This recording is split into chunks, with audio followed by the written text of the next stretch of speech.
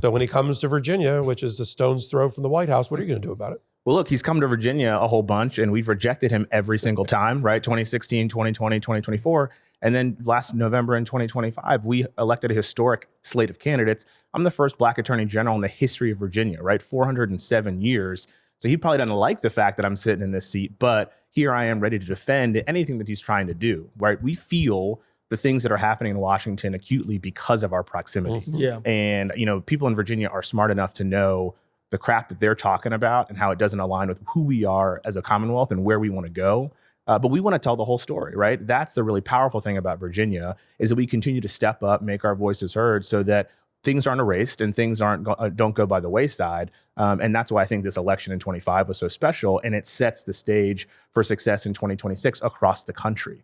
And that's something that I think we should be really proud of. Some people forget that the short-term, now disgraced prosecutor Lindsay Halligan of the Eastern District of Virginia, what she was doing before, when he was looking around for somebody to put in that role, she was busy trying to erase history at the Smithsonian and all of the museums there with a giant eraser. God forbid she ever got around to the Museum of the African American Experience. Her head would have exploded.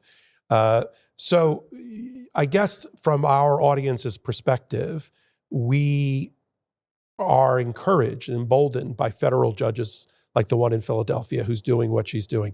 What's your takeaway in working with your fellow attorneys general with what's happening in federal courts? And are you confident that federal judges, appellate court judges, and ultimately the United States Supreme Court, when it ends up on their doorstep, are going to do the right thing? Well, look, I'm the new kid on the block, but one of the things that I got to do when I took over a month ago is to join the lawsuits that these folks have been working on for so long. And you look at how many times they've won, how much success this group has had. We're extremely proud of it, but it shows that federal courts are agreeing with the arguments that we are putting up. And I don't think that that's going to change, because not only are we right on the law, we're on the right side of history, we're on the right side of these issues.